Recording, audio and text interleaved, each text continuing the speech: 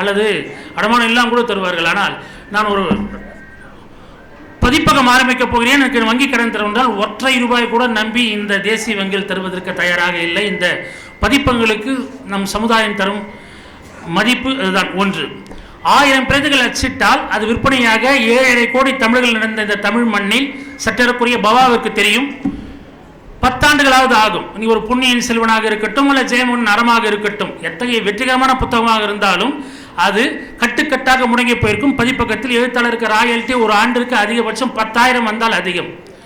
3, ஒரு சினிமாவிற்கு ஆன்லைனில் பதிவு செய்ய 190 ரூபாய், டேக்ஸ் எல்லாம் உட்பட சினிமாவிற்கான டிக்கெட் விலை 1000, பார்க்கிங், பாப்கார்ன் உள்ளிட்ட 1000, 2000 ரூபாய் செலவு செய்ய தயாராக இருக்கிற தமிழ் சமுதாயம் புத்தகங்களுக்காக வெறும் 500 ரூபாய் கூட செலவு செய்ய தயாராக இல்லை. செய்தித்தாளுக்காக மாதத்துக்கு 230 கூட தருவதற்கு தயாராக இல்லை. வாசிப்பு என்பது வீழ்ச்சி அடைந்திருக்கிறது. 4, ஐயா அவர்களுடைய காதர்ஷாருடைய பேச்சுடைய நீட்சியாக நான் கூற விரும்புவது, இன்று அச்சு புத்தகங்களுடைய ஆயுள் மிக மிக குறைவு என்று கூறுகிறார் ஜெயமோகன். வெறும் 20 ஆண்டுகளுக்கு பிறகு அச்சு புத்தகங்களை வாசிக்கும் தலைமுறையே இருக்காது என்கிறார். ஆனால் அவர் 27 வால்யூம்கள் கொண்ட வெண்முரசு எழுதியிருக்கிறார். ஏறக்குறைய 35,000 பக்கங்கள். இந்த சென்னை புத்தக காட்சியில் 42 செட்டு வித்திருக்கிறது. ஒரு செட்டோட விலை 45,000 ரூபாய் வாங்கப்படுகின்றன, ஆனால் வாசிக்கப்படுகின்றவா? இந்த கேள்விகள் என் மனதில் இருக்கின்றன. நான் தமிழ் சமுதாயத்தை நோக்கி, திருவண்ணாமலை வாசல் நோக்கி வைக்கும் ஒரே கேள்வி, புத்தகங்கள் வாங்குவது என்பது நம்முடைய வாழ்வின் பண்பாட்டின் ஒரு அங்கமாக மாற வேண்டும் என்பதுதான் பணிவான கருத்து. என்னுடைய அலைபேசியில் கிட்டத்தட்ட 700 புத்தகங்கள் நான் டவுன்லோட் பண்ணி வச்சிருக்கேன். ப்ராஜெக்ட் மதுரையிலையும் தமிழ் டிஜிட்டல் லைப்ரரியும் ஈஸியாக ஃப்ரீயாக PDF ஃபார்மில் கிடைக்குது. ஆனால் என்னால் வாசிக்க முடியவில்லை. கிண்டில் வாங்கி வைத்து வாசிக்க முடியவில்லை. ஆனால் அச்சு புத்தகத்தை வாசிக்கிறேன். ஆனால் என்னுடைய தலைமுறை அந்த அச்சு புத்தகங்களை கைவிட்டு மின்னணு நூலகத்தை நோக்கி நகரும் போது அதனுடைய வாசிப்பு எத்தகைய மாற்றம் அடையும் என்ற ஒரு கேள்வியை இந்த பேச்சு எழுப்பியிருப்பதாக நான் புரிந்து கொள்கிறேன். இந்த அற்புதமான உரையை வழங்கிய காதர்ஷா அவர்களுக்கு நன்றி. தயவு செய்து புத்தகங்களை வாங்குங்கள். குறைந்தபட்சம் அது வீட்டிற்கோர் புத்தக சாலை என்ற கட்டுரையில் அறிஞர் அண்ணா அவர்கள் குறிப்பிட்டிருப்பார் இல்லையா, பெரிய எழுத்து விக்ரமாத்தின் கதையோ அல்லது பாஞ்சாலி சபதமோ இல்லை, பாஞ்சாலி பாரதி எழுதியதில்லை, அது நாடக நூல். அது போன்றதோ அல்லாமல் உங்கள் அறிவின் இருட்டை ஒழிக்கின்ற தீபத்தை ஏற்படுகின்ற புத்தகங்களாக வாங்குமாறு அன்புடன் கேட்டுக்கொண்டு அடுத்த உரையை அறிமுகம் செய்ய வருகிறார் நண்பர் முனைவர் வேலாயுதம்.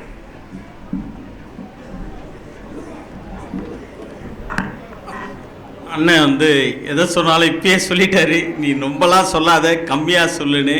இப்போ இதில் இருக்கிறவங்க எல்லாருமே அவரை நல்லா தெரிஞ்சவங்க, சிலர் தெரியாதவர்கள், அவர்களுக்காக மட்டும் சொல்லுகிறேன். அவர் நட்சத்திரங்கள் ஒளிந்து கொள்ளும் கருவறை என்கிற நூலின் ஆசிரியர். அடுத்ததா நீர் மற்றும் கோழி, அதுக்கு அடுத்ததா 19 DM சாரோனிலிருந்து, அதற்கு அடுத்ததாக பங்கு கரியும் பின்னிரவுகளும். இப்போ நான் புத்தகத்தை எல்லாம் சொல்லிட்டு இருக்கிறேன். அதுக்கு பிறகு நிறைவாக கடந்த ஆண்டு ஒரு நூலை வெளியிட்டார். இவர் எழுதின புத்தகங்கள்லாம் போய் இப்போ இவரை பற்றி எழுதுகிற புத்தகங்கள் 5 புத்தகங்கள் இந்த புத்தக திருவிழாவில் வெளிவந்தது என்பதுதான் கூடுதல் சிறப்பு. இப்போ நீங்கள் அவரை பற்றி நேர்காணல்கள், அவருடைய உழைப்பு, அவருடைய இந்திய உலகத்தில் 193 நாடுகளில் 185 நாடுகளில் தமிழர்கள் இருக்கிறார்கள். அதில் இவர் 20க்கும் மேற்பட்ட நாடுகளில் பயணப்பட்டு அந்த தமிழர்களிடத்திலே தமிழ் உணர்வை கதை சொல்லி மூலமாக செய்திருக்கிறார். நிறைய நீங்க பார்த்திருப்பீங்க. நீங்களும் வெல்லலாம் 1 கோடி, அதில் இவர் பெயர் பேசப்படுகிற போது திருவண்ணாமலை அங்கே பேசப்படுகிறது. பிக் பாஸ் பேசப்படுகிறது, அங்கே திருவண்ணாமலை பேசப்படுகிறது. தமிழக முதல்வர் ஒரு கூட்டத்தில் பேசுகிறார், திருவண்ணாமலை பேசப்படுகிறது. இதெல்லாம் நமக்கு கிடைத்திருக்கிற பெருமை. எனவே நாம் தான் அவரை கொண்டாட வேண்டும். அப்படிப்பட்ட கொண்டாடக்கூடிய மனிதர். திரைப்படங்களை பற்றிலாம் பேச வேண்டாம்னு அவர் கோச்சுக்குவாரு. அதனால் அவரை இப்பொழுது மகிழ்ச்சியோடு அழைத்து யாம் உண்போம் அவருடைய பேச்சை என்று கேட்டு விடைபெறுகிறேன். நன்றி, வணக்கம்.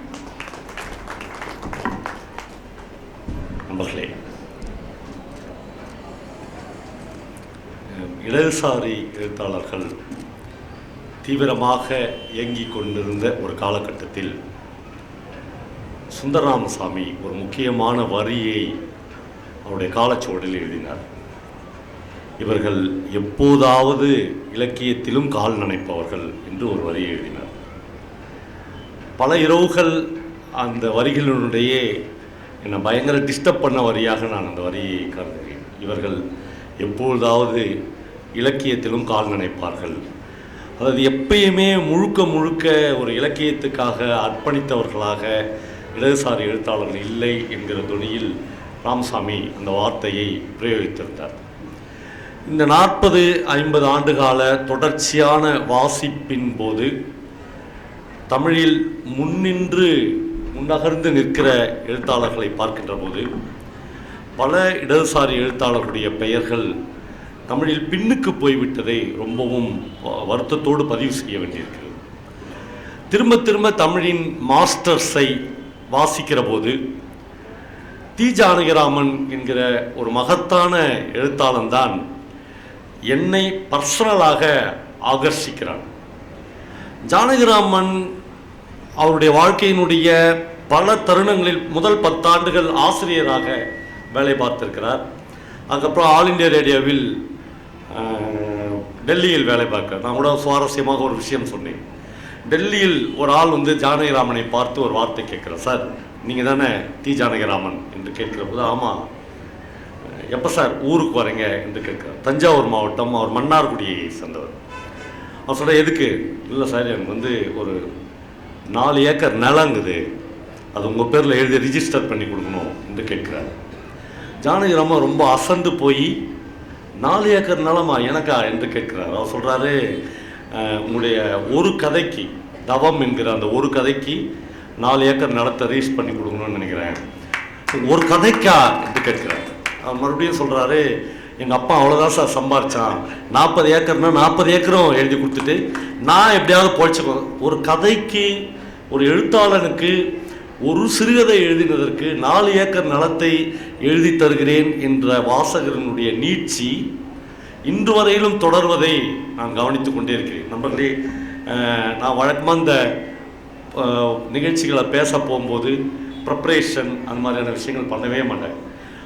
என் வாழ்க்கையிலேயே முதல் முறையாக இன்றைக்கி ஒரு பெரிய பயம் வந்து கொஞ்சம் ஒழுங்கான ப்ரிப்பரேஷனோட போகணும் அப்படின்னு காலையிலேருந்து உட்காந்து எங்கள் வீட்டில் பல விஷயங்களை, படித்த விஷயங்களை ரிவ்யூ பண்ணி கொண்டே இருந்தேன்.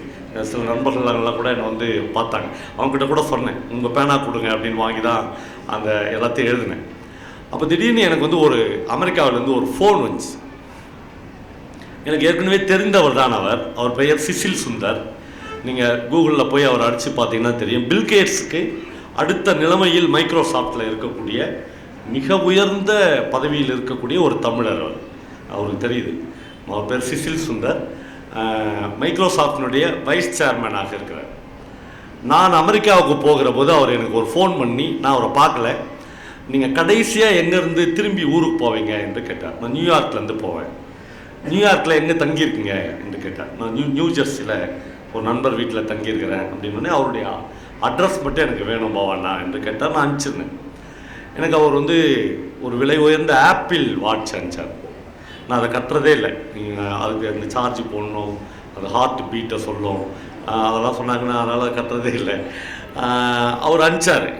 நான் வாட்ச் கொடுத்ததெல்லாம் சொல்ல. நான் ஒரு முறை ஒரு மீட்டிங்கில் பேசும்போது சொன்னேன், எனக்கு அந்த ஆப்பிள் வாட்செலாம் ரொம்ப பெருசாக தெரியல, நான் பேசிட்டு வந்தேன்னா அல்லது எழுதிட்டு வந்தேன்னா தோழர் ஒரு டீ குடிக்கலாம் அப்படின்னு எங்கள் தோழர்கள் டீ வாங்கி கொடுப்பாங்க, அது இதை விட பெரிய விஷயமா இருக்குது அப்படின்னு எப்பயுமே சொல்லுவேன். இன்றைக்கி வந்து சிசில் என்னை கூப்பிட்டார் மதியானம் பேசினதும்போது. பேசி, பவன், எனக்கு வந்து பெண் குழந்தை கிடையாது, நான் வந்து என் ஒய்ஃபோட அண்ணன் மகளை எடுத்து வளர்க்குறேன், அவளுக்கு இந்த மே 4ஆம் தேதி கல்யாணம், அவங்க கூட பேசுவா, அவள் பேர் பியூலா அப்படின்னு அவள்கிட்ட அந்த ஃபோனை கொடுத்தாரு. அந்த பொண்ணு ஃபோன் வாங்கி சொல்லிச்சு, பவான்கள், நான் வந்து 4 வருஷமாக ஒருத்தர் லவ் பண்ணி நாங்கள் 2 பேரும் மே 4 தமிழ்நாட்டில் திருநெல்வேலியில் வந்து கல்யாணம் பண்ணிக்க போகிறோம். ஒவ்வொருத்தருக்கும் கல்யாணத்தில் ஒரு ஆசைகள் இருக்கும். உனக்கு என்ன ஆசைன்னா, எனக்கு இவ்வளோ பெரிய கார் வேணும், எது ஒன்றாலும் அப்படி பொருளாதாரங்களில் ஏதாவது ஒன்று காரணம் இருக்கும்.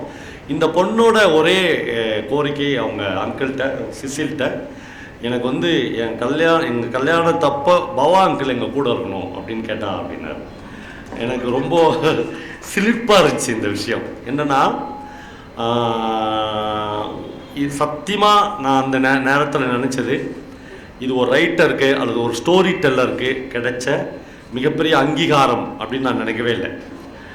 ஒரு மைக்ரோசாஃப்டில் வேலை பார்க்குற இவ்வளோ பெரிய போஸ்டில் இருக்கிற, பணம் என்பது ஒரு சாதாரணமான விஷயமாக டாலரில் புழங்குகிற அவங்களுக்கு ஒரு எழுத்தாளன் என் கல்யாணத்து அப்போ என் கூட இருந்தால் போதும் என்று சொல்லுகிற மனநிலை இன்றைக்கு வந்திருக்கிறது. அந்த அந்த நீட்சியினுடைய உச்சம் என்னை ரொம்பவும் ஆகர்ஷித்த ஒன்றாக இருந்தது. எந்த பிளானோடையும் வரல நம்மளோட பேசுவதற்கு. ஆனால் இந்த தலைப்பு என்ன ரொம்ப ஆகர்ஷித்த ஒரு தலைப்பு. ரொம்ப வித்தியாசமாக இருந்திருக்கும். ஏன்னா நான் வந்து அப்படி ஒரு தலைப்பை கொடுத்ததே இல்லை. பாலமுருகன் ஏதாவது ஒரு தலைப்பு வேணும் அப்படின்னப்போ யாம் முன்போம் அப்படின்னு சொல்லிட்டு மறுபடியும் அந்த வார்த்தையை சொல்லி பார்த்தேன், யாம் முன்போம். என்னன்னா நாஞ்சில் நாடன் வந்து யாம் முன்போம்னு ஒரு கதை எழுதியிருக்காரு. அந்த கதையை நான் சொல்லலை. அந்த கதையை ஏன் எழுதுனீங்கன்னு நாஞ்சில் நாடன் கேட்குறாங்க. நாஞ்சில் நாடன் உங்களுக்கு தெரியும், அவர் ரொம்ப சின்ன வயசில் நாகர்கோயிலேருந்து பம்பாய்க்கு பிழைக்க ஓடி போய் பம்பாயில் ஒரு பெரிய ரெப்ரசன்டேட்டிவாக வேலை பார்த்து கிட்டத்தட்ட 40 வருஷம் வேலை பார்த்து மறுபடியும் தமிழ்நாட்டுக்கு வந்து கோயம்புத்தூரில் செட்டிலாக இருக்கிற ஒரு ரைட்டர், சாகித்ய அகாடமிலாம் வாங்கின ரைட்டர். நாஞ்சில் நாடனுடைய கடைசி காலத்தில் அவருடைய பென்ஷன் எவ்வளோன்னு நான் கேட்டேன். நீங்கள் எல்லாம் பயங்கர ஆச்சரியப்படுவீங்க. வெறும் 900 ரூபாய். ஏன்னா அவர் ஒரு சேட்டு கடையில், ஜவுளி கடையில் ரெப்ரசன்டேட்டிவாக வேலை பார்த்தாரு. அந்த சேட்டு நீ சாவரவரில் நான் உனக்கு 900 ரூபாய் பென்ஷன் கொடுக்குறேன்னு நினச்சிக்கலாம். அதான் அவருடைய அது இல்லை. அவர் ரொம்ப நல்லா தான் இருக்கா, அது பிரச்சனை இல்லை. அவர் வந்து ஒரு இடத்துல அந்த ரைட்டர் எழுதும்போது ஒரு விஷயத்தை சொல்கிறாரு. நான் வந்து இது மகாராஷ்டிராவில் என்னுடைய ரெப்ரசன்டேட்டிவ் வேலையெல்லாம் முடிச்சுட்டு ஒரு ட்ரெயினில் போகிறார். மகாராஷ்டிராவில் அப்போ 190 பேர் பசினால் ஒரு வேளை சாப்பாடு இல்லைன்னு தற்கொலை பண்ணிக்கிட்டேன் பீரியட். அதனால் கவர்மெண்ட் வந்து வயிற்று வலியினால் தற்கொலை பண்ணி என்னென்னமோ போய் ரிப்போர்ட்ஸ்லாம் கொடுக்குறாங்க. இந்த சமயத்தில் இவர் அவசரத்தில், ட்ரெயினில் போகிற அவசரத்தில் 4 சோள ரொட்டி வாங்கி கையில் வச்சு, ஒரு சப்ஜி வாங்கி கையில் வச்சுன்னு போகிறாரு. ஒரு அன்ரிசர்வ்டு கம்பார்ட்மெண்ட்டில் ஏறி பயணிக்கிறார். அந்த கம்பார்ட்மெண்ட்டு முழுக்க விவசாயிகளும் விவசாய கூலிகளும் விவசாயத்தை இழந்தவர்களும் அப்படியே நெரிசலாக போய்கொண்டிருக்கு. எங்கேயாவது ஒரு இடத்துல போய் சாப்பிடலாம் என்று போய்கொண்டே இருக்கிறாங்க. அந்த நெரிசலில் நாஞ்சில் நாடன் வந்து ஒரு பிரீஃப் கேஸை மேலே வச்சு தான் வாங்கின்னு போன அந்த 4 சப்பாத்தியை எடுத்து பிரித்து கூட சப்ஜியை வைக்கிறார், சாப்பிட்றாரு. சாப்பிடும்போது பக்கத்திலேயே எதிரிலேயே இருக்கிற ஒரு ஒரு பக்கா விவசாயி, அவனை பார்த்தா தெரியுது அப்படியே நசிந்து போன ஒரு விவசாயி, அவன் வந்து கிட்ட வந்து அவருக்கு மட்டும் கேட்குற ஒரு குரலில் சொல்கிறான். ஒரு ஹிந்தியில் ஒரு வார்த்தையை யூஸ் பண்ணுறான். நாஞ்சில் நாடன் சொல்கிறாரு, அவன் அந்த வார்த்தையை சொன்ன அடுத்த நிமிஷம் நான் கடன்னு அழ ஆரம்பிச்சிட்டேன் என்று சொல்கிறார். அவன் ஹிந்தியில் சொல்கிறான், யா முன்போம் அப்படின்னு சொல்கிறான். நீ சாப்பிடாத, நம்ம 2 பேரும் சேர்ந்து சாப்பிடலாம் என்று சொல்கிறார். நாஞ்சில் நாடன் அந்த விஷயத்தை பற்றி எழுதுகிற போது சொல்கிறாரு, எனக்கு ஒரு சப்பாத்தி கொடுன்னு அவன் கேட்கல, கேட்டால் அது பிச்சை. ஒரு விவசாயி எந்த கட்டத்திலும் பிச்சை எடுப்பதற்கு தன்னுடைய தன்மானத்தை அடகு வைக்க சம்மதிக்கவே மாட்டான். அவன் ஒரு பியூரான சம்சாரி. அவன் வந்து எல்லா உரிமையோடும் என்கிட்ட கேட்குறான், நீ சாப்பிடாத, நாம் சேர்ந்து சாப்பிடலாம், யா முன்போம் என்கிற வார்த்தை ஒரு வகையில் இலக்கியத்தினுடைய அடிப்படை, மானுடத்தினுடைய மிக அடிப்படையான வார்த்தை இந்த யா முன்போம் என்கிற வார்த்தை தான். அந்த ரெஃபரன்ஸை தமிழ் லிட்ரேச்சர்லேருந்து பல 100 இடங்களில் நம்மால் பகிர்ந்து கொள்ள முடியும். தமிழ்ச்செல்வன் பாவனைகள் என்று ஒரு கதை எழுதியிருக்கிறார். அதில் அப்பா ரைஸ் மில்லில் வேலை பார்க்கிற ஒரு பையனை பற்றி கதை எழுதுகிற போது தமிழ்ச்செல்வன் அந்த கதையை இப்படி ஆரம்பிக்கிறார். அவன் குத்துக்காலிட்டு உட்கார்ந்து பார்த்தான், ஒரு காலை நீட்டியும் ஒரு காலை மடக்கியும் உட்கார்ந்து பார்த்தான், தலைக்கு தன்னுடைய ஒரு கையை முட்டு கொடுத்து படுத்து பார்த்தான், ஒரு பக்கம் ஒருக்களித்து படுத்து பார்த்தான், எப்படி படுத்தாலும் பசித்தது என்று அந்த கதை ஆரம்பிக்கும். எப்படி படுத்தாலும் பசித்தது என்று அந்த கதையை ஒரு வாசகனாக என்னால் எப்பொழுதுமே தொடர முடிந்ததே இல்லை. தமிழில் நான் 4-5 கதைகளை தொடர முடியாமல் அப்படி விட்டிருக்கிறேன். பல மேடைகளில் சொல்லியிருக்கிறேன், நான் வண்ண நிலவனுடைய எஸ்தர் கதையை முழுக்க படித்ததே இல்லை. ஒரே ஒரு முறை கஷ்டப்பட்டு படித்தேன். அந்த கதை எனக்கு மைண்டில் நிற்கவே இல்லை. ஏனென்றால் அதில் வண்ணநிலவன் ஒரு வார்த்தை எழுதியிருப்பார், கடைசியில் எஸ்தர் சித்தியை ஊரிலேயே விட்டுவிட்டு போவது என்று முடிவானது, அவ்வளோதான். அதற்கு மேல் அந்த கதையை நான் தொடர்ந்ததே இல்லை. ஒரு வார்த்தை தான். ஒரு வார்த்தைக்கான எவ்வளவு வீரியம் இருக்கும் என்பதை எழுத்தாளர்களும் வாசகர்களும் மாஸ்டர்ஸிடமிருந்து எப்பொழுதுமே கற்றுக்கொள்ள வேண்டும். எஸ்தர் சித்தியை ஊரிலேயே விட்டுவிட்டு போவதென்று முடிவானது என்று அன்டோல்டாக, சொல்லப்படாத விஷயங்களாக வண்ணநிலவன் அந்த கதையின் பக்கங்களை, வெற்று பக்கங்களை நிரப்பிக்கொண்டே போகிறார். அந்த கதையிலிருந்து நான் புரிந்து கொண்டது, அந்த ஊரில் இருக்கிற பஞ்சம். அந்த ஊரே காலி பண்ணி கொண்டு போய்கொண்டே இருக்கிறார்கள். ராத்திரி எல்லாம் அந்த குடும்பத்தில் எல்லோரும் ரகசியமாக பேசிக் கொள்கிறார்கள். எஸ்தர் சித்திக்கு கொஞ்சம் கேட்கிறது, கொஞ்சம் கேட்காது போகுது. காலையில் விடுகிற போது எஸ்தர் சித்தியை ஊரிலேயே விட்டுவிட்டு போவது என்று முடிவாகிறது. வீட்டில் உள்ளவர்கள் எஸ்தர் சித்தியை ஊரிலேயே விட்டுவிட்டு போய்விடுகிறார்கள். அப்படி என்றால் இன்னும் அரை நாளிலோ ஒரு நாளிலோ பட்டினியால் எஸ்தர் சித்தி இந்த வீட்டில் பிணமாக கிடக்கப் போகிறாள். கேட்பாரற்ற பிணமாக இருக்கப் போகிறாள். அவளை அடக்கம் செய்வதற்கு கூட ஆள் இந்த ஊரில் இருக்கப் போவதில்லை. ஒரு கட்டத்தில் இந்த வீட்டை, இந்த குடும்பத்தை எஸ்தர் சித்தி எப்படியெல்லாம் கட்டி மேல் எழுப்பினாள் என்று வண்ணநிலவன் அந்த கதையில் விவரித்துக் கொண்டே போகிறார்.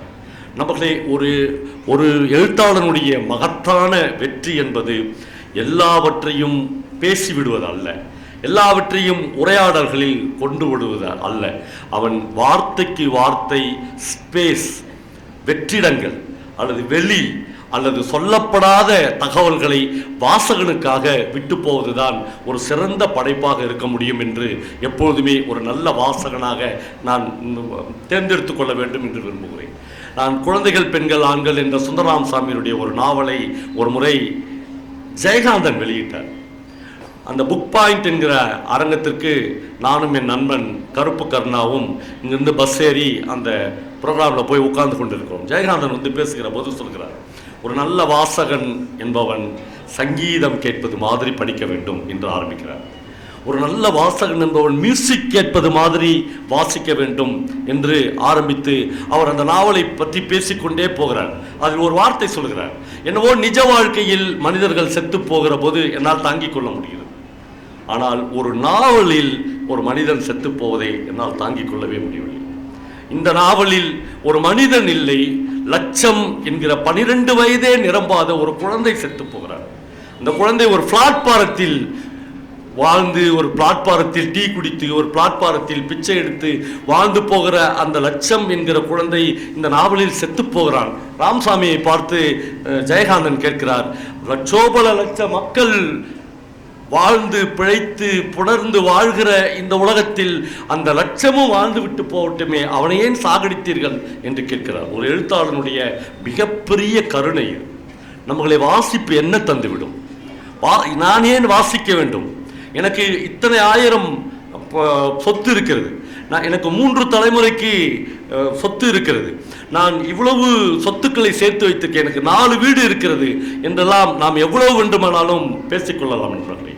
ஆனால் ஒரு எழுத்து கொடுக்கிற வேதி வினை, ஒரு படைப்பு தருகிற மன ஆறுதல், ஒரு படைப்பு தருகிற தலை கோதல் இந்த உலகத்தில் இந்த சொத்தின் ஒரு கால் தூசு கூட ஆகாது என்பதை ஒரு வாசிப்பாளனால் தான் மறுபடியும் சொல்ல முடியும். மனிதர்களுடைய உள் மனதை ஒரு வகையில் எழுத்தாளன் தான் அதனுடைய ஆன்மாவை பிடித்து கொண்டு வருகிறான்.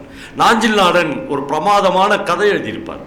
ஒருத்தர் கோயம்புத்தூர்ல இருந்து 2 நாள் லீவு, 2 நாள் லீவில் என்ன பண்ணுறதுனே தெரியாது. திடீர்னு ஆனைக்கட்டிக்கு ஒரு பஸ் வரும். அவன் எந்த இலக்கும் இல்லாமல் ஆனைக்கட்டி பஸ்ஸில் ஏறுவான். நாம் பயணங்கள் என்பதை இப்படி தீர்மானித்துக் கொள்வதே இல்லை. நம்ம பயணங்கள்லாம் எப்படி இருக்கும்? ஒன்று கல்யாணத்துக்கு போவோம், இல்லைன்னா கருமாதிக்கு போவோம், அப்படி இல்லைன்னா சடங்கு ஆயிடுச்சு சார், வளைகாப்பு நடக்குது சார், ஒரு 4-5 கார், அதுக்கு பேர் பயணங்களே இல்லை. ஒரு இலக்கில்லாமல் ஒருத்தன் ஒரு பஸ்ஸில் ஏறுவான். ஆனைக்கட்டி என்கிற ஊர் கோயம்புத்தூர்லேருந்து ஒரு 45 நிமிடம் கேரளாவை நோக்கி போனாங்க. பக்கத்திலே 1 கிலோமீட்டரில் அட்டப்பாடி என்கிற ஊர் வந்துடும். அட்டப்பாடி கேரளாவில் இருக்கிறது. அப்படி பக்கத்தில் மலைத்தில் போகும், மன்னார்காடு வரையிலும் அந்த மலைப்பாதை போகும். அந்த பஸ்ஸில் அவன் ஏறி போவான்.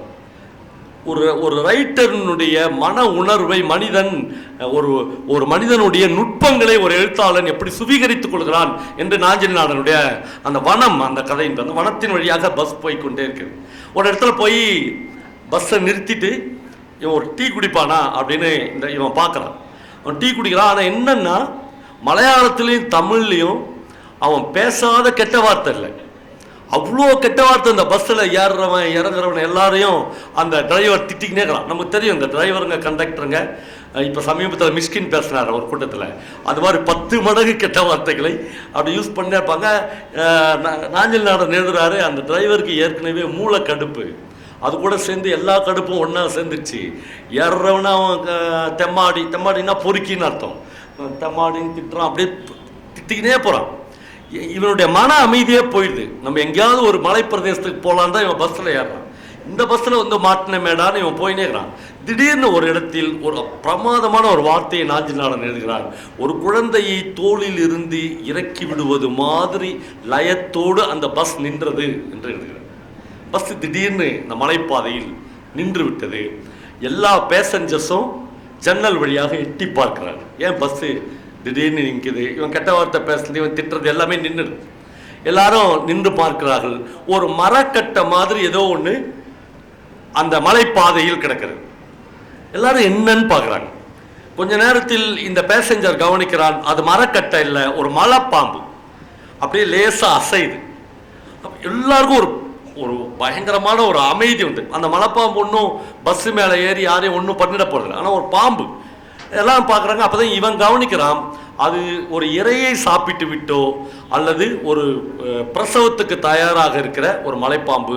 ஏன்னா அது வயிறு வந்து பயங்கரமாக உப்பி இருக்கிறது, ரொம்ப மயான அமைதி இருக்கிறது. அந்த டிரைவர் யாருக்கிட்டே பேசினுறான்.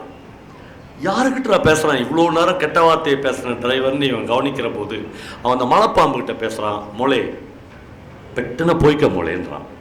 மகளே சீக்கிரம் போ, நான் வண்டி எடுக்கணும்ல என்று சொல்கிறான். அந்த கனிவு, அந்த பாசத்தை மனிதர்கள் எப்பொழுதுமே தங்களுக்குள் தேக்கி வைத்து கொண்டிருக்கிறார்கள். அந்த தேக்குதலை சிதைக்கிற மாதிரி இந்த லௌகிக வாழ்க்கை இருக்கிறது. அவருடைய தினந்தோறும் அந்த வெயிலில் பயணிக்கிற அந்த பஸ் வாழ்க்கை இருக்கிறது. ஆனால் மனிதனுக்குள்ள உள்ளே இருக்கிற அந்த மொளே பெட்டன போய்க்க மொளே என்று அவன் சொல்லுகிற அந்த கனிவுதான் அந்த டிரைவர் என்று ஒரு எழுத்தாளனை தவிர இந்த உலகத்தில் வேறு யாராலும் சொல்லவே முடியாது. நான் திரும்ப திரும்ப சொல்லிக்கொண்டே இருக்கிறேன். ஒரு மினிஸ்டரை விட, ஒரு முதலமைச்சரை விட, ஒரு ஜனாதிபதியை விட, ஒரு பிரதமரை விட இந்த தேசத்தின் ஒரு அடி உயர்ந்தவன் இந்த உலகத்தில் ரைட்டர் தான், எழுத்தாளன் தான். ஏனென்றால் இந்த நுட்பங்களை, இந்த காலத்தை அவன்தான் பதிவு செய்து தன்னுடைய ஜெனரேஷனுக்கு கொடுத்து விட்டு போகிறான். ஒரு அலமாரியில் ஒரு புத்தகம் எடுக்கிறது என்றால் 21ஆம் நூற்றாண்டில் அல்லது 22ஆம் நூற்றாண்டில் உங்கள் குழந்தை ஒரு புத்தகத்தை எடுத்து படிக்கிற போது 2024இல் திருவண்ணாமலை நகரம் வெப்பத்தால் இருந்ததா, குளிரால் இருந்ததா, மனிதர்களுடைய மூச்சுக்காற்று அப்பொழுது எப்படி இருந்தது என்பதை கூட ஒரு புத்தகத்தின் வழியாக இன்னொருவன் அடைந்து விட முடியும் என்கிற இந்த மகத்துவத்தை உலகத்தில் வேறு யாராலும் நிகழ்த்தி காட்ட முடிந்ததே இல்லை. நண்பர்களே, நமக்கு எவ்வளவு பெரிய ஆட்களாக இருந்தாலும் இந்த உலகத்தில் வாய்க்கப்பட்டது ஒரே ஒரு வாழ்க்கை தான். இந்த ஒரு வாழ்க்கைக்குள்ளதான் நாம் உப்பி பெருக்குகிற பணத்தை சம்பாதிக்கிறோம், என்னென்ன துரோகங்களை சந்திக்கிறோம், அல்லது என்னென்ன உயர்வுகளை பார்க்கிறோம், தாழ்வுகளை எல்லாம் இந்த ஒரு மனித வாழ்க்கையில் மட்டும்தான் கிடைக்கிறது. ஆனால் ஒரு மனிதன் தன்னுடைய வாழ்க்கையை தவிர்த்து ஒரு புத்தகத்தை படிக்கிற போது அவன் இன்னொரு வாழ்க்கையை ஒரு புத்தகத்தின் மூலமாக அடைந்து விடுகிறான். நீங்கள் உங்கள் வாழ்க்கையில் 200 முழு புத்தகங்களை வாசித்திருக்கிறீர்கள் என்றால் 200 மனிதர்களின் வாழ்க்கையை நீங்கள் வாழ்ந்து விட்டீர்கள் என்று அர்த்தம்.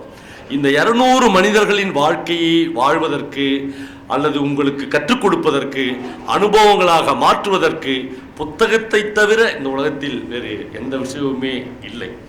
ஆக நான் திரும்ப திரும்ப யோசித்தது இந்த தலைப்பினூடாக யாம் உண்போம் என்பது மட்டும்தான் இந்த உலகத்தின் மிக காத்திரமான ஒரு விஷயமாக இருக்கிறது. சக மனிதனையும் சேர்த்து நாம் உண்ண வைப்போம் என்பதுதான் இந்த உலகின். அப்புறம் நாங்கள் எல்லாம், நான், எங்கள் அன்பு, இங்கே இருக்கிற பல வித வேல்கண்ணன், அப்படி சாமிநாதன், பல்லவன், அப்படி பல நண்பர்களை இங்கே சொல்ல முடியும். நாங்கள் எல்லாருமே ஒரு வகையில் கவிதைகள் எழுதி தோற்று போனவர்கள் ஆரம்பத்தில். ஏன்னா ரொம்ப சிம்பிளாக இருந்துச்சு கவிதை எழுதி பார்க்கறது. இதெல்லாம் எஸ்தரும் எஸ்தர் டீச்சரும் அப்படின்னு ஒரு தொகுப்பு வந்துச்சு. அப்போது அது என்னன்னா நம்மளுடைய விசிட்டிங் கார்டு மாதிரி. இப்போ நினச்சா நான் போய் யார்கிட்டயாவது என்னை அறிமுகப்படுத்துகிற போது இந்த எஸ்தரும் எஸ்தர் டீச்சர்னு ஒரு கவிதை தொகுப்பு வந்துச்சுன்னு சொல்லவே மாட்டேன். ஏன்னா அது கவிதை இல்லை அப்படின்னு இப்போ எனக்கு தெரிஞ்சிடுச்சு. அப்போ எனக்கு தெரியல அதை எழுதி கொண்டு இருக்கும்போது. ஏனென்றால் கவிதையின் அந்த காத்திரமான, நான் மத்தியானம் என்னால் தாங்க முடியாத ஒரு உக்கிரமான மனநிலையில் பல்லவனை யார்கிட்டயாவது சொல்லணும் அப்படின்னு தோணி பல்லவனை கூப்பிட்டு, என்ன பண்ணுகிறீங்க, சாப்பிட்டுங்க, சரி சாப்பிடு, நான் ஒரு கவிதை வாசிக்கிறேன். அவர் வந்து உதறதுப்பா கைலாம் என்று சொன்னார். ஒரு கவிதை உங்கள் திரேகத்தை, உங்கள் உடம்பை உதற வைக்க வேண்டும் என்று நான் கருதுகிறேன். வெயிலினுடைய ஒரு கவிதையை நான் உங்களுக்கு வாசித்து காண்பிக்க வேண்டும் என்று நினைத்தேன். நம்மளுடைய வெயிலினுடைய 2 கவிதையை நான் உங்களுக்கு வாசித்து காண்பிக்கிறேன். ஒன்று, அவருடைய தொகுப்பின் பெயரே மகிழ்ச்சியான பன்றிக்குட்டி என்று ஒரு தொகுப்பு இருக்கிறது. நான் இந்த கவிதையினுடைய விஷுவல்ஸை நான் பார்த்து கொண்டே இருக்கிற போது பயங்கர பிரமிப்பாக எனக்கு ஒரு மனுஷன் ஒரு பொயனுக்குள்ள, ஒரு கவிதைக்குள்ள இத்தனை காத்திரமான வார்த்தைகளை சொல்லி நம்ம இவ்வளவு ஒரு விஷுவலுக்கு கொண்டு போய் விட முடியுமா என்று. சார் ஒரு சார் ஒரு 10 மினிட்ஸ். என்னிடம் விசுவாசமிக்க ஒரு பன்றி இருந்தது. அதை பல நூற்றாண்டுகளாக நான் பழக்கினேன். தேவையை பொறுத்து அதன் தசைகளை அவ்வப்போது அறுத்துக் கொள்வேன். சாந்தமாக இப்படி சொல்லும், நான் உங்கள் வீட்டு கோதுமை தவிட்டாலும் நீராலும் ஆனவன். எதிர்பாராத விருந்தினர்களால் ஒரு நாள் வீடு நிறைந்துவிட நான் புழைக்கடம் பக்கம் போய் மௌனம்